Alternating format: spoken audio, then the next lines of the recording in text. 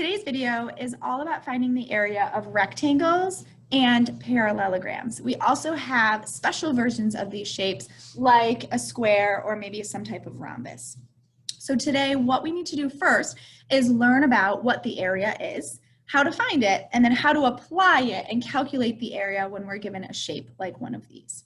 So the first thing that I'm going to hold up here, this is a rectangle, and if it was on a grid, you could count up the area because the area means the surface of the shape, okay, or this face that we see. How much area does the whole thing cover if I were to paint it or cover it with paper or mow it if it was a lawn?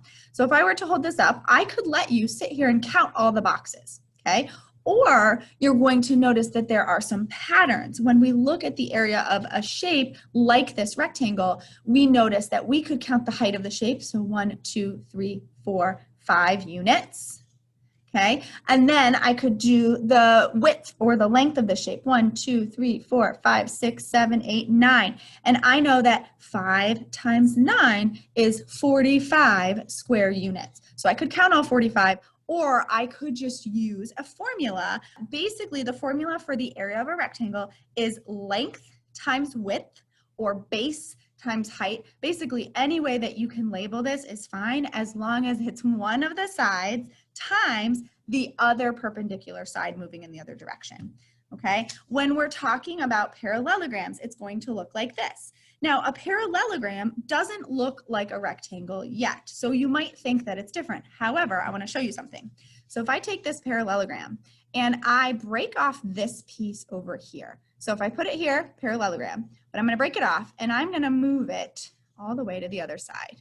And what you'll notice is it's basically a rectangle. You've just taken part of the rectangle, sliced it off, and pasted it to the other side to form a parallelogram. So in fact, you can still use the same formula of base times height for a parallelogram. And hopefully this little visual showed you why this is the case. You can move part of your parallelogram from one side to the other and show that it's actually covering the same area as a rectangle with a specific base and height.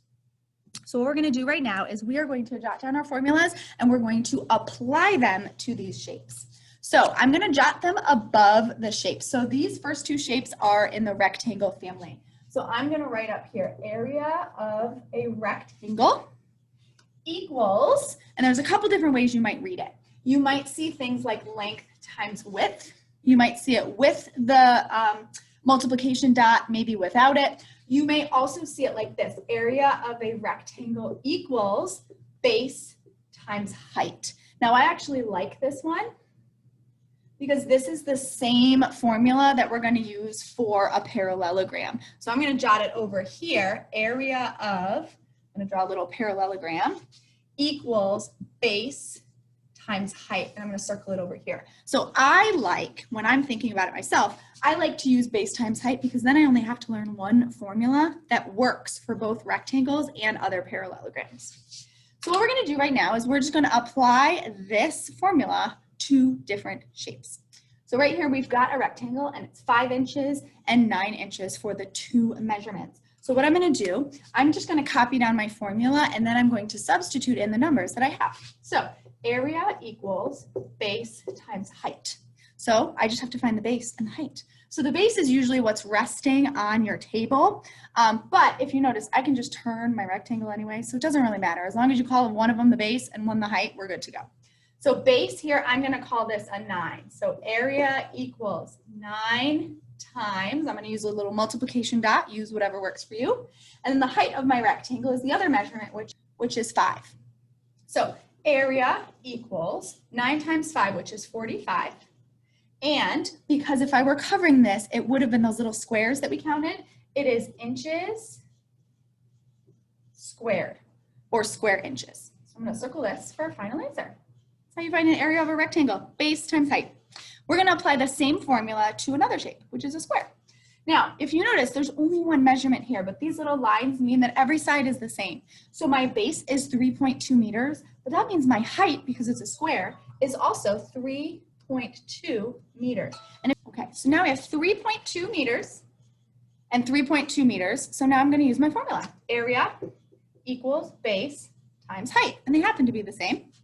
area equals 3.2 times 3.2 for the height. This doesn't really help me the way that I've written it, so I'm going to rewrite this in another area of my paper. I'm going to write it vertically so that I can solve it. So instead of writing it this way, I'm going to write it vertically so that now I can solve it. So 2 times 2 is 4, 2 times 3 is 6. Done with this, placeholder 0. Now I'm on to the next part, which is 3 times 2 is 6, and 3 times 3 is 9. Add them up. We get 4, 12, regroup. 9 and 1 makes 10. All I have to do is figure out my decimals. So I've got 1 decimal place in the first number, 1 decimal place in the next. 1 and 1 makes 2 for my answer. 1, 2. So I get 10.24. Now I just need a label. It's meters, but it's squared, or square meters is another way. So I'm going to just circle this as my answer. The area equals 10.24 meters squared, or square meters. Now let's try the same thing for my parallelograms. There's just one thing that makes it tricky, finding the height.